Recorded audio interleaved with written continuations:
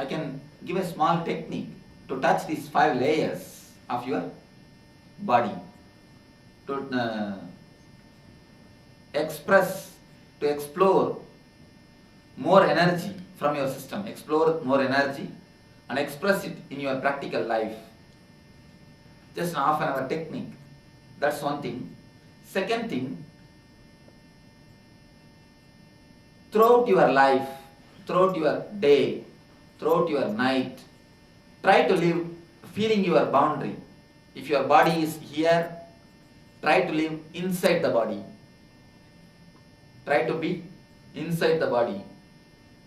That is the basic thing which can transform every moment of your body, your life. So anyhow, that is something. I can give you this small simple meditation technique which can create energy and which can be useful for you to express energy from your system. It's from Tibetan Buddhism. I'll try to give the 3 instructions. First thing, it's more or less like a technique to be practiced every day. If you can try with this technique for a few days, then you will be able to understand. Whole day you will be energetic. Without even your awareness, your mind is aware. Now, without your awareness, mind will be wandering. After this technique, without your awareness, mind will be inside your body. You will be centered. So, when you want to practice this technique, sit straight. Your neck, head and the back should be in a straight line. Next thing, just close your eyes as deeply as possible, not simply shutting the eyelids. Close it with a little bit of tension so that the inner chattering or the inside television stops. Second thing. Third thing, create humming sound like a, I'll show you. The vibrations with a humming sound, a vibrant humming sound from the deep stomach, from the bottom of the stomach, create the humming. That will fresh your whole mind, whole body. This humming at least for 20 minutes.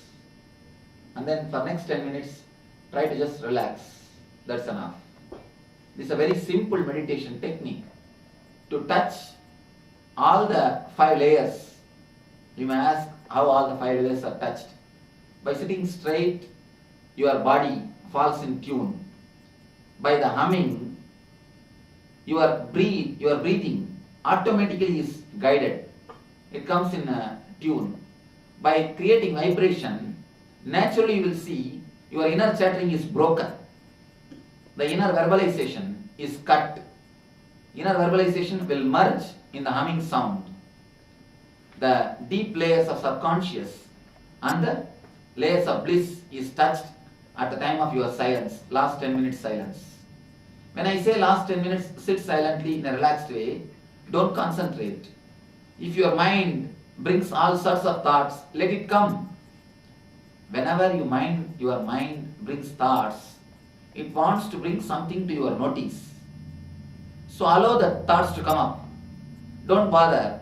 Don't brand the thoughts as good or bad. Don't even run behind them. Don't even follow them.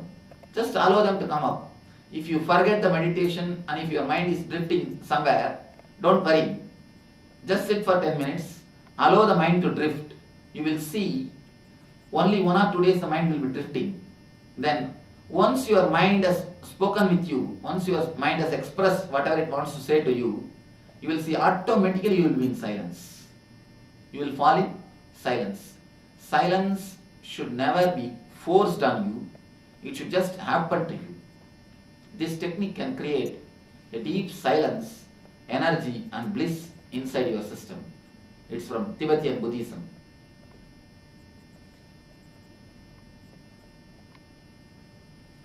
Swamiji, I have a question. Oftentimes it happens you don't accept things because of your value system or because of your past experiences. How do you elevate yourself to a level when you start accepting things around you. Understand, your value system is nothing but the conscience or somebody else's experience. What is your value system? It is nothing but the system created by some of your ancestors from their experience. One thing you need to understand, their experience is good for them. How can that be good for you? Especially Indians suffer because of the culture and the value system. Actually, if you understand the root of the values, what for they are created, you will never have this conflict. If you catch the rules, if you catch the boundary of the value system, you will be in confusion. If you catch the root of the value system, you will never be in confusion. Understand the core, why these values are created, why these rules are created, what for these things are created. So understand the core of the value system, then you will not have a conflict, then you will not have a problem. If you stand by the rules, you will have only conscience. Your personality will be just schizophrenic, pulling one side and being pushed the other side. If you come to the center, you will have consciousness. You will have total easiness with your thinking and with your life. Don't stand in the end, come to the center. Then you will not have this problem of values or the conditioning. That's what I call it. I don't even use the word values, conditioning. Most of the time it is a conditioning. Whenever you don't understand something, but just rules are given to you, it's a conditioning. Whenever you understand, whenever understanding happens to you, then only it is called value. Value means it will increase the value of your life. When it is not, when it is disturbing, it is not a value, it is only a conditioning. How long does it take to reach all the 5 years, to reach enlightenment? It is nothing to do with the time or quantity, it's a quality, intensity. In Zen, always they say, enlightenment takes just a second. Water to become steam, it takes only 1 second. But it has to reach the 100 degrees Celsius, 100 degree level. In 100 degree, the water becomes just steam.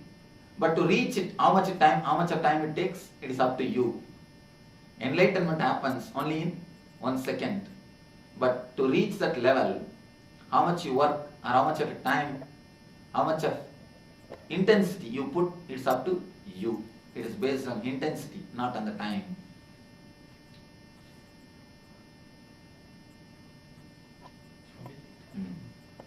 You talked about methods and techniques. Could you also point to the danger of relying on methods and techniques? At some time, you catch the method. It's like when a master says there is a moon, you catch the finger pointing to the moon instead of seeing the moon. There only the technique will misguide you. You understand what I say? When a master says, look, there is a moon. Instead of looking at the moon, you catch the finger.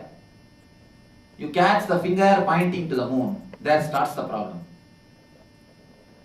If you actually follow the technique sincerely, at one moment, the technique will drop you. You will not drop the technique. Technique will drop you. Then there will be no problem or complications from technique. Sometimes the technique looks so nice after practicing, you became addicted to the technique. It becomes almost like alcohol.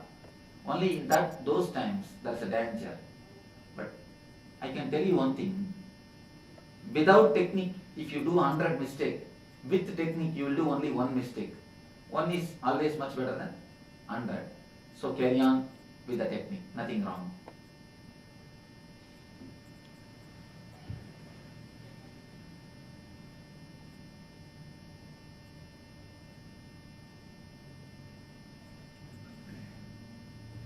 Few minutes we'll have. I think we'll finish after these few questions. Swamiji, I know that you're known for healing in India. Can you say something about the connection between meditation and healing?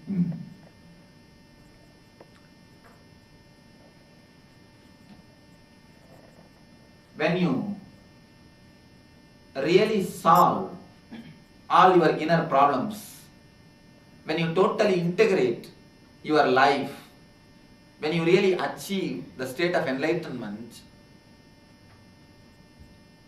whether you accept or not, whether you believe or not, your very presence becomes vibrant, alive. We call it in India energy field. A small example can prove the existence of energy field. If somebody touches you, even if your eyes are closed, you can understand whether the touch is with love or with hatred. Am I right? Even if your eyes are closed, if somebody touches you, you can verily understand whether the touch is with love or with hatred. How much you try to analyze, how did you understand? Even if you try to measure the heat or the pressure passed from that man to you, that will not reveal whether he touched with love or with hatred. But your feeling can verily show you whether he touched you with love or hatred. Your feeling only can make you understand whether the energy field exists or not. Only your feeling can be the proof for the energy field. No logical proof can be given for the energy field. When a man becomes enlightened, something like energy field happens around him. So whomsoever comes into that field, naturally they fall in tune with the healing. They fall in tune with their system. Once when you have transformed your life, when you have become energy, when the bliss has happened to you, whomsoever comes around you, you radiate that. When sun rises, lotus blooms by itself. Sun doesn't have to go and open it. Just the presence of the sun, lotus blossoms. So presence of an enlightened person or a spiritual person, automatically the lotus of the being, the other person's health blossoms. Not only me, it's always ages, it's a tradition. It is just a tradition. Almost all the masters, anybody who has become enlightened, people go towards him, people go near him to be touched, to be in his presence. That presence heals physically, mentally, emotionally, psychologically. All the injuries are healed. Of course, court of law cannot prove it. Logic cannot prove it. It cannot be proved. It is not proof-based, it is evidence-based. There are two logics, proof-based, evidence-based. Proof-based is fact, evidence-based is truth. There are many truths which is already recorded in the form of facts and figures. When the truth is brought in the form of facts and figures, it becomes fact. But the truth which are yet to become fact, they are called truth. Till the Newton proved the gravitation theory of gravity, it is not that the gravity was not existing, it was there. Newton came and made it as a fact. Till Newton it was truth, after Newton it has become fact. So healing is still truth, it has not yet become fact. Maybe it is not come in the form of facts and figures, but around the ages, around the world, in all the culture, in all the tradition, in all the spiritual groups, this miracle is continuously happening. It will continue to happen whether we believe it or not, accept it or not, want it or not. Truths are truths.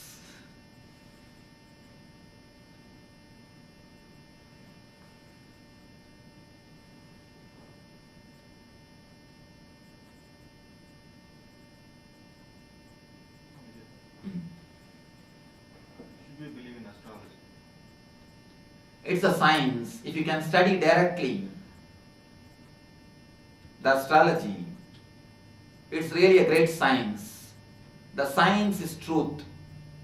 But the persons who have studied for so many reasons, maybe some vested interests, or they don't have proper knowledge. Because of those things, it has become superstition. Otherwise, I can tell one thing: the astrology is a pure science. Understand this one small example. Have you heard the word lunatic? Lunatic. The man whose mind goes along with the lunar is called lunatic. If you see on Purnima day, the full moon day, the ocean will have more waves. The ocean will be having more waves. Have you observed? On Purnima day there will be more waves. Ocean will be excited. Will be having too much of what word you will use? High tides. High tides. When the salt water in the ocean is aggravated, the same effect happens in your body also, because 80% of your body is filled with salt water. Same thing happens to your body also. What happens to the ocean? Same thing happens to your body. That is why in the Purnima and Amavasya day, the mad people became aggravated. The madness will be aggravated. If they are half mad, on full moon day and the new moon day, it will be aggravated. No, it's not the belief, it is truth. Because 80% of salt water is aggravated. That is why they are called lunatic. Along with the movement of the lunar, their mind setup also changes. Their mind also either goes up or comes down with the movement of lunar. When moon can play such a major impact on your mind, why not other grahas, other planets?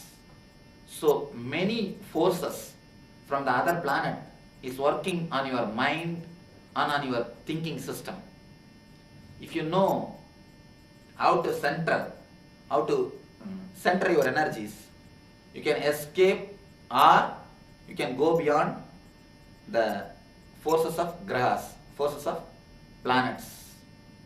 I tell you one thing, you don't even have to believe the astrology. Take up meditation in your life, you can just go beyond those forces. If those energies are 2 volt or 3 volt, meditation can create thousands of volt in you. You can just go beyond those grahas or those energies. I'm really very happy to spend a few minutes with you all. So give my heartfelt thanks and gratitude to all of you, people who have organized and people who have participated, people who have questioned, for everybody. So let you try with these ideas. I don't say believe, I don't say have faith. Just try them like a hypothesis. When you listen some hypothesis from a scientist, you neither believe nor doubt. You just try. So try these few ideas. Something may click. So I request you all to try and let you try and let these things give a transformation in your life. Let you become eternal bliss, Nithyananda. Thank you.